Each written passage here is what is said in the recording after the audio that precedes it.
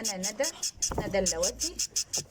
كل اللي ما يعرفنيش، انا ندى اللواتي، بتكلم عن العصافير وعن طيور الزينة بجميع انواعها. النهارده في الفيديو ده ده طبعا اول فيديو لنا على القناة، هنتكلم فيه عن عصافير الزينة وانواعها. طبعا معانا اول نوع وهو البادجي او الاسترالي زي ما بيسموه. ده هو اول نوع معانا زي ما انتم شايفين، اللي هي طيور البادجي او الاسترالي. طبعا ده الذكر اهوت، وطبعا هنشوف معاكم الزغاليل بتاعتهم. الزغاليل اهي، دي الزغاليل بتاعتهم. ودي طبعا نوع البادجي برضو باشكال تانية والوان مختلفة. هنتكلم برضو عن الكوكتيل.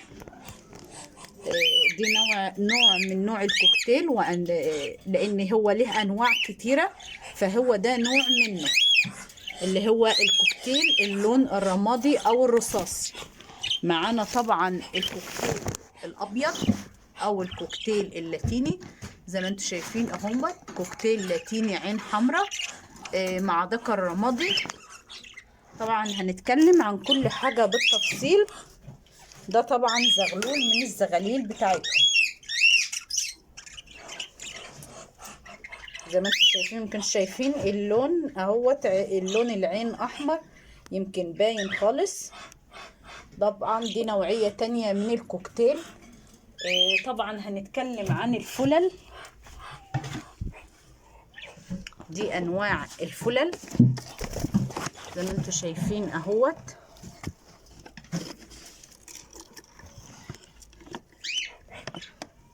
دي طبعا الام ومعاها الزغاليل بتاعتها هي اهوت كمان. يا ريت شكلهم يكون واضح طبعا لان هم ما بيثبتوش.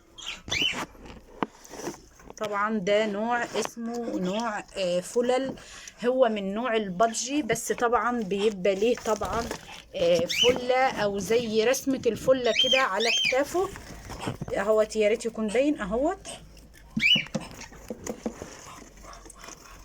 طبعا هوريكم كمان البادجي اللي هو رائد او الاسترالي، في ناس بتسميه كده. طبعا ده جوز تاني، ده مطلع معاه زغاليل اهوت زي ما انتم شايفين، ومعاه لسه بيض كمان هيطلع. دي نوع تاني من البادجي والوان تانية. طبعا معايا هتشوفوا كل جديد في عالم الطيور زي ما انتم شايفين اهوت. سبحان الخالق. طبعا الالوان اهيت، ده الاب والام. طبعا هنتكلم كمان عن الزغاليل بتاعت البادجي زي ما انتم شايفين اهوت. الالوان فيه الابيض عين حمراء زي ما انتم شايفين اهو، وفي الاصفر عين حمراء. في هنا كمان جوز اهوت رائد طبعا على بيض زي ما انتم شايفين اهي. دي الام وده البيض اهوت. طبعا هي لسه هتكمل. يا رب الصورة تكون واضحة طبعا لان الحاجات ديت. في كمان كوكتيل بس انا مش هقدر افتح عليه لانه هو رائد، فمش هقدر افتح عليه. طبعا هنشوف معاكم كمان عصافير الفشر، لان عصافير الفشر دي من اجمل الالوان اهو زي ما انتم شايفين. دي عصفور اسمه عصفور الفشر او طيور الحب زي ما بيسموها. بسم الله ما شاء الله، يعني اللون بتاعهم بيبقى جميل. وممكن انتم سامعين كمان الصفاره بتاعتهم. الصفاره بتاعتهم بتبقى جميله جدا وبالذات في الصبح. طبعا هنتكلم عن كل حاجه بالتفصيل في الفيديوهات الجايه باذن الله. هنتكلم كمان عن كل حاجة هم محتاجينها، عن أنواع الأكل اللي بياكلوها، عن الشرب بيشربوه، عن الفيتامينات اللي بتتحط لهم، عن كل حاجة مطلوبة للعصافير. وطبعا هنتكلم ازاي العصفور بيرقد ومحتاج ايه عشان البيض يفقس، ومحتاج تغذية نظامها ايه علشان يكمل على رقاد العصافير. طبعا دي زغاليل كمان من زغاليل البادجي زي ما انتم شايفين. هي طبعا لسه مع الام والاب لان لسه الام والاب ما بضوش، لسه هاي بيضوا. فطبعا انا هشيل العصافير دي من معاهم. زي ما انتوا شايفين اهوت الكوكتيل. الصوت اللي انتوا سامعينه ده صوت الكوكتيل، صوت الكوكتيل. فطبعا الحاجات ديت عايزه رعايه جامده. وطبعا اللي بيربى عصافير فاهم الحاجات ديت بتتربى ازاي ومحتاجه ايه. طبعا في ناس بتربي العصافير هوايه، وفي ناس بتربيها كمنظر. فاللي محتاج يربي العصافير وينتج منها ويطلع نتاج عنده ويخلي المشروع بتاعه يكبر بأمر الله، تنيكم معايا في الفيديوهات الجاية هتشوفوا كل جديد مني بأمر الله. وكل ما تحتاجوه في عالم طيور الزينة والعصافير ومعايا كل جديد بأمر الله. طبعا هتابع معاكم خطوة بخطوة العصافير تبيض ازاي، ترقد ازاي، تحتاج ايه، الغذاء بتاعها نظامه ايه. طبعا كل ما هو جديد في عالم العصافير طبعا هيبقى معانا دلواتي. وطبعا محتاجين دعمكم في القناة عشان القناة تكبر بيكم.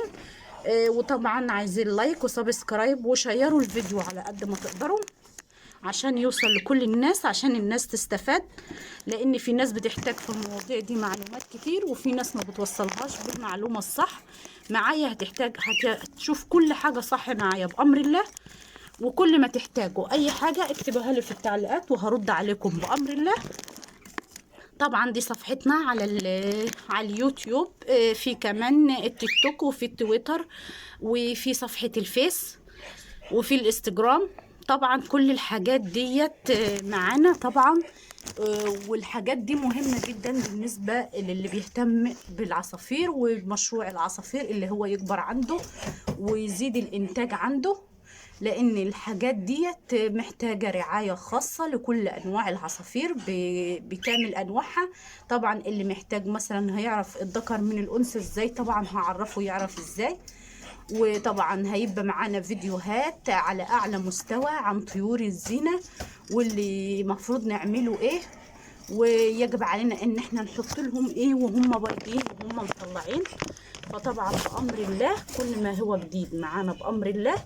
ويا ريت تدعمونا بلايك وسبسكرايب وتشيروا الفيديو على قد ما تقدروا عشان يوصل لكم مننا كل جديد بامر الله. والسلام عليكم ورحمة الله وبركاته.